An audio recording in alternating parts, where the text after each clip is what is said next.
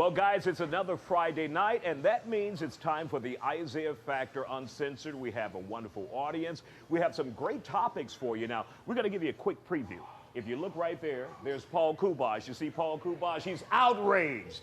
You're outraged tonight, right, Paul? He's a Houston City Council member. He's going to be talking about the HERO Ordinance. And up at the top table, we're going to be talking with Nyanza Moore, who is a local attorney, also Polo, who runs a local swingers club. Now, that gets us to some of the top stories that we will be covering here on the Isiah Factor Uncensored. Let's take a look. It's a bold, blatant, in-your-face reminder how we do it.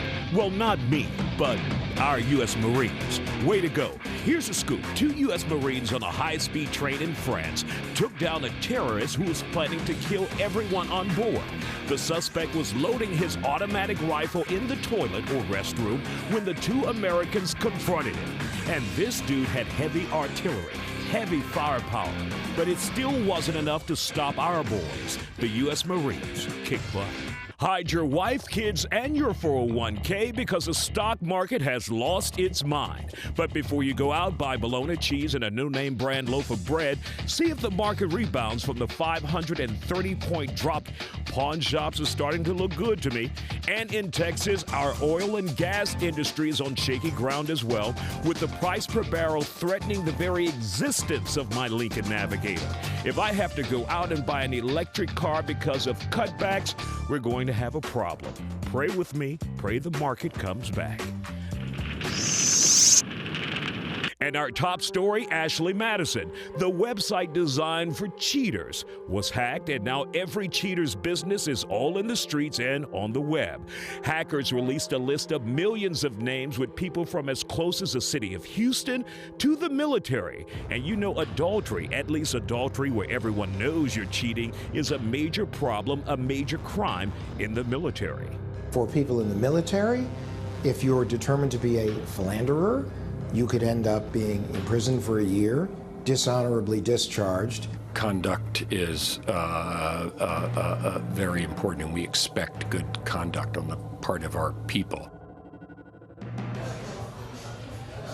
And that's a top story here on the Isiah Factor Uncensored, cheating and Ashley Madison, where millions of people's names were revealed to the public. Joining me now to talk about that is Houston attorney Nyanza Moore, also the owner of Choices, a swing club here in Houston. Polo, we want to thank you. Are you excited about that? About swing sets. First of all, when we talk about Ashley Madison, what is your opinion on that? Well, I'm married for 10 years to my second husband. And my issue is, I don't want to know the names. If I didn't already know already, and I didn't have any inkling of anything going on, I'm not going to go looking for anything. Now, when you heard about the breach or the hacking of Ashley Madison's database, Polo, what did you think about it? Quite interesting. The thing about managing the swingers club, I think it's the most honest thing to have, because you're dealing with couples who come in with an understanding that this is what we want to do, but they do it as a couple. There's no one going behind another one's back.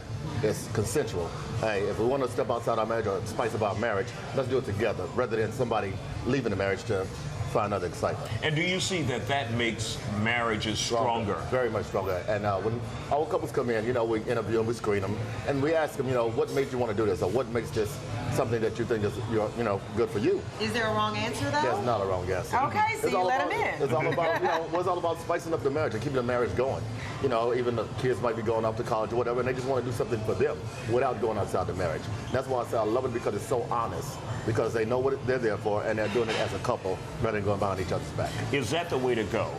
A swingers club instead of cheating like Ashley Madison? Well, you need to marry the right person, first off. If you're equally yoked like you're supposed to be, you're not going to be interested. I mean, no offense to your club. I think your club is great. But I think your club is great for people who are dating or getting to know each other, people who want an alternative lifestyle. I'm a traditional marriage person.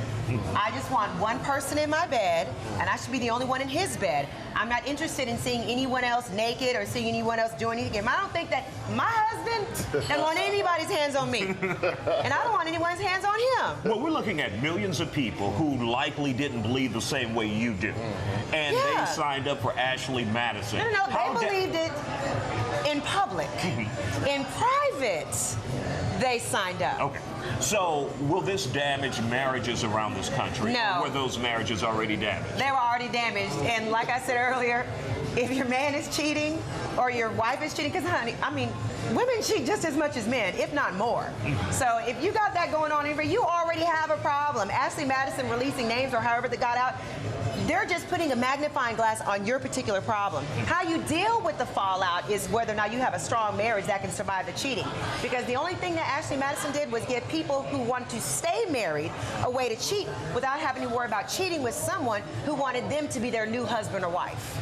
Now, Polo, at your club, Choices, where it is a swingers club, have you ever had anyone who said, I'm out of this marriage now that I've found someone else through swinging? Honestly, and we have 30 seconds. Yeah, honestly, no. Like I said, when they come in with the knowing fact that it's consensual, and we're going to do this as a couple, as one. Therefore, you have no reason to go behind each other's back because it's in front of you. And it makes it honest for everybody. We want to thank both of you guys for coming on. Diane Zamora, Houston attorney, and you handle lots of divorces. You may be busy again pretty soon. I'm looking for the good clients.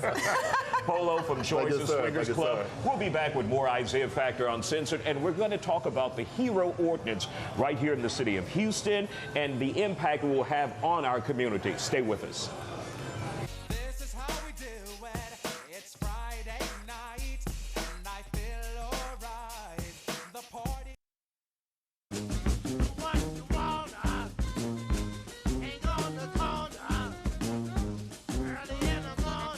You ready for it? Ready.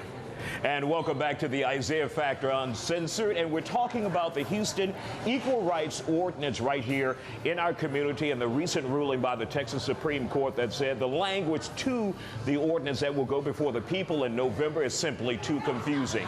Yes means no, no means yes, and somewhere in the middle is the truth. Now, joining us now is Michael Kubaj. Michael, I called you Paul. I'm sorry. I apologize. That's all right. You're a Houston City Council member. We're on good terms now, right? Yes, sir. Also with us, Ashton Woods, who is an activist, and you support HERO. Now, I must say, Michael, you don't support HERO. I voted no. Okay. Now, tell me the recent ruling by the Supreme Court saying the language was too confusing. You said this before it got to the Supreme Court, right? Right, and the citizens of the city of Houston should be outraged that the Supreme Court has spanked us now 3 times in the last 45 days. They sent this back to us and said, listen, you've got to get it right. You can't pass a law or an ordinance by voting no. And so consequently, it's got to come back Michael, to you're talking council. like a politician. Talk to me. You got to come back. You got to come back to the city, and we have to change the ordinance to where if you want to vote for the ordinance, you have to vote yes. So Make it clear. Make it clear. Take the confusion out of it. Whether or not you're for or against the ordinance, you want the ballot language clear. Now, Ashton Woods, you are an activist here in the community, and you support the HERO Ordinance. Why do we need it? Why do we need it? Well, first of all, I'm a black man before anything else. That's the first thing you see when I walk out of my house. I'm also a gay man. I can walk out my house, go to City Hall, get married, and then step outside of City Hall and get shot down by a police officer, or gay bashed, or racially profiled, or any myriad of things. I'm also a veteran. I can be discriminated on my veteran status, especially if I was homeless. Yes, the city of Houston has taken steps to improve homelessness among veterans, but the HERO Ordinance protects more than just the LGBT community and trans community at large. And respectfully, I noticed you said that Mr. Kubach was talking like a politician. He is a politician. He says one thing and does another. He met with our community for about an hour on the 20th of last year, May 20th, before the 28th vote went down, and then went to a church and said God put him in a place to vote against HERO. But the last time I checked, in government, there's a separation of church and state. Now, that's a strong allegation, Michael. Well, You're saying you flip-flop. I was actually in the GLBT community caucus, the meeting for 3 hours, and don't discriminate against anyone. Just because I voted no on this ordinance doesn't mean I hate or dislike anybody. This is a dangerous ordinance. It gives a man who wants to dress like a woman to go in the restroom with women. And this is wrong. Whether or not, I'm not talking about whether or not they're members of the gay community, but I'm just saying any man can dress up like a woman, and it gives him a defense. It's a dangerous ordinance. They can go into a dressing room in a spa or at a club and say, hey, they feel like that their gender is a woman. And they can use that as a defense. I say it's wrong, and the ordinance started off wrong. It didn't come from the people. It came from the mayor. She said it. She said initially it was about a black man that couldn't get into a club on Washington Avenue. Actually, you it was and I judge, both and there was a woman. We both debunked That's that. a lie. You and I both did. But we know the truth. She said it was about her. Let's hear from Ashton real quick. Go ahead, Ashton. Actually, first of all, the last time I checked, no one's going to go into a restroom and do a genitalia check to see who's really a man and really a woman.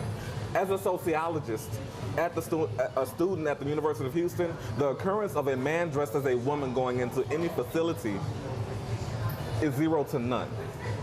Every organization that exists, government and academic, proves that. There's research, findings.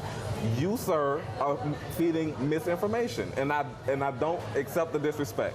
I really don't. Because you let people come in from out of town who don't even live in Houston tell us what we should do to protect ourselves, sir.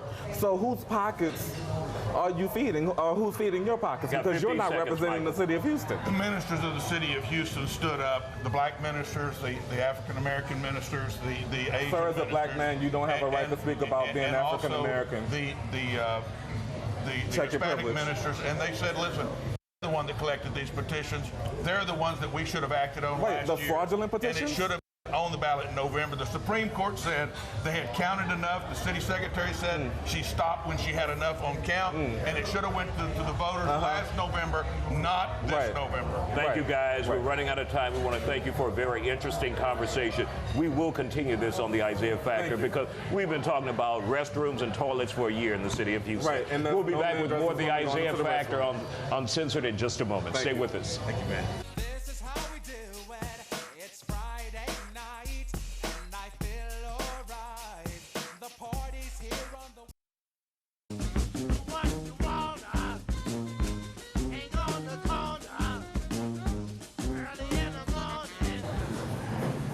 And welcome back to the Isiah Factor Uncensored. Our favorite person is joining us now, Laura Reynolds from Sports Radio 610. See there?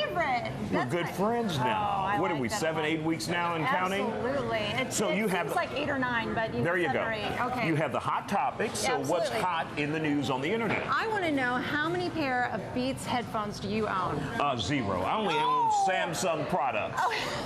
Sorry. We got to fix that. Well, you know, Dr. Dre has Beats headphones he sold for $3 billion. And then, of course, the movie Straight Outta Compton just made $56 million in one weekend, which is peanuts compared to $3 billion. Right. But now allegations are coming out about women that he abused over 25 years ago. So the question is, does it have to do with opportunity because he's made all this money, or is it now that these women who have been able to connect through Facebook actually are being able to heal now and are being able to talk about it? Well, I've heard about these rumors in Dr. Dre for years and years, and there's always been an opportunity because he's always been a high-profile individual across the country, so I don't know why they're waiting just for the movie, because they could have hit him during the Apple deal. Well, Beats by Dre, Beats by Dre. Well, he's trying to get ahead of it now, so what he's trying to do is he's already gone out and apologized for who he was 25 years ago. Okay, and he's saying, I'm a totally different person now. Now, another story that came out today was the mistrial was in the North Carolina officer who shot a Florida A&M player. Now, the player, showed marijuana in his system, showed alcohol in his system, and he had wrecked his car, and he was banging on the door, and the officer feared that there was going to be some violence, and so one officer took 12 shots at this kid. He did kill him, and so today the trial was over. Officer Randall Carey was a mistrial because the jury was unable to come to a decision after 4 days and after many, many votes. Now, I want to tell you about Gene Simmons. You know Gene Simmons from Kiss? Yes. Yes. Long tongue. Well, I don't need to know what you do on your weekends, but that's okay. But his house was actually investigated by Internet Crimes Against Children with the LA police. Serious story. Yeah, so they were looking into that. Now, I want you to know, though, that Gene Simmons and his wife were not home at the time. They were on tour. So who was in Gene's house and why? And what were they doing? That's the question that we need to know about right now. Absolutely. Jared Fogle, you remember the spokesman of Subway. Subway guy. Right. Well, it comes out now that they've been investigating Jared for over 4 years. Oh my God. One of his friends actually was wearing a wire and collected the information for the FBI, and he literally said things to her like, hey, what if I put up cameras in your house and watch your kids? Is that okay? He's a huge disappointment. Huge disappointment. What is with that guy? Now, you've been to Times Square in New York City. Oh, yeah, absolutely. All right. Well, have you checked out the topless ladies in Times Square? There were none when I was there. Oh, well, you know, I need to go back and figure out when they will be out. Well, the mayor is not too happy about this. The women are actually body painted. So they're not naked, but they're naked with paint. And the thing is that they collect a lot of money from tourists who want to take pictures with them. The mayor has decided that's not really a good idea in the way he wants the city to be portrayed. So they're actually talking about tearing up Times Square. Now, that's going too far. That's excessive. Yeah, and you know what they're going to do with it? They're talking about actually just making it back into a street again. Ridiculous. I don't think that those from New York will stand for that. Well, I mean, come on. Everybody gets their picture taken at Times Square. It's iconic. And you want to rip it up? Right. It's just crazy. Ridiculous. University of Alabama, one of the sororities there did a video. It's no longer available on YouTube, but the girls in it, I don't know how to explain it other than, I mean, they were just like little Barbies on there, just showing how much fun it is. The problem is that there is zero diversity in the sorority. And so they did take down the video, but they are looking at different ways of integrating more people into the sorority. But the video is very bad. The thing is with sororities around the country and historically, there's never really been a lot of diversity. And if you go to a typical African American or a typical white, say, do you want to cross and go to this fraternity or sorority? They don't want to do it. Right. You know? And so what the issue is, a lot of people are saying, is how the girls were dressed in the video. And they need to address that instead of diversity, because most colleges, you know, they're comfortable where they are. Yeah, and it was kind of directed towards guys. And if you're trying to recruit more girls for your sorority, why are you directing a video towards guys? It just doesn't make sense at all. All right, Laura Reynolds, we will be right back with you. We'll be back with more Isiah Factor Uncensored. We'll be back in a moment. Stay with us. This is how we do it. It's Friday night, and I feel alright. The party's here on the west side, so I reach for my 40 and I... What you wanna? Ain't on the corner. Early in the morning.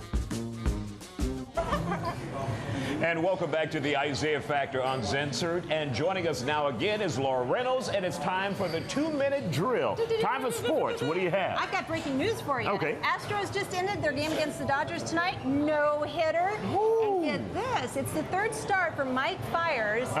Just acquired him July 30th. This is his third start. I think he's a keeper. Absolutely. I like him. Lock him in. Absolutely. Tiger Woods, I got to tell you about him. He's in the lead right now at Wyndham. Had a great game today. He is tied with Tom Hoge, and I believe I'm saying his last name right, Hoge. But here's the thing, Tiger wasn't being a jerk about it, but he just said, Tom who? And they had to actually tell him. He's being a jerk. Well, you know who your competition is. Well, Tom is a rookie. This is one of his first major tournaments, so it took him a little while to catch up with it. But I gotta wonder, Tiger is dating a new lady. It hasn't been with her for very long, so maybe that's improving his game. Gave him his groove back. Oh, is that what it is? Because he's been gone for 2 years. Yeah. What's up with that? Exactly. I mean, when he messed up, and he messed up his career too. Yeah. How's he paying his bills? I'm not real sure. Got to talk about Baylor, because handed down today was a 6-month jail sentence for Sam Yukawachi. Now, if you're saying, Sam, did he play for Baylor? He actually never wore the Baylor uniform. He came from Boise State, and he's a defensive end, and for some reason he left Boise State. They never said why he left Boise State. So are there some suspicions as to his criminal activity or alleged criminal activity there before coming to Baylor? There's an ex-girlfriend that is saying that he choked her while he was at Boise State, but Boise State isn't saying anything. The question is when did Baylor know that this kid had a history? Because he actually signed to play football with Baylor, with Art Briles, and when did Art Briles and Baylor know that this kid may have a history with things going on? Because what he was convicted of actually was assault of a Baylor female soccer player. Now, and that's why he got the 6 months in jail. You know, they cover up a lot of stuff in sports in order to have their athletes, in order to sell their tickets, you know. Absolutely. So that's the investigation that Baylor is now starting themselves, just to find out, exactly, to find out what's going on. And of course, tomorrow, you got your ticket? It's Texans versus Broncos at NRG Stadium. I don't. I can use a ticket. Oh, really? Are you going to have to use one of the scalpers on the side there? Exactly. Now, the reason this game is going to be kind of interesting to watch is because it's the return of Carey. You remember Gary, right? I remember him. I remember Gary. He used to coach for the Texans, was let go in 2013 because of a really bad season that year, and he's going to be coming back. So here's my question for you. What kind of reception do you think Gary's going to get when he gets onto the field? Because he's a hometown boy. Right. His mom still lives right next door to NRG Stadium. He's in town to see family, but he's also in town to coach the opposition. So I think, though, he's a Texan. He's from Houston. People will appreciate him coming back home despite working, because we had to get rid of him. Well, you had to get rid of him at the time. There's a sympathy for him, some sympathy. Well, you know what? I think Gary is pretty classy in the fact that when he was let go from the Texans, he took that full page out in the paper and said thank you to all the fans for supporting him along the way. He wished things had turned out differently, and and just said thank you to everybody. I think that's a really classy act. So I hope everybody treats him classy when he returns tomorrow. 30 seconds. Is that it? Well, what else do you want? We could talk some other things if you want. Laura Reynolds. We appreciate it. And also, real quick, want to thank all the people who participated in my senior citizen air conditioning drive. We've given over 40 air conditioners right here in the community to senior citizens. And that's it for the Isiah Factor Uncensored. We'll see you back here next Friday. Thank you, Laura. Absolutely. Will you be back?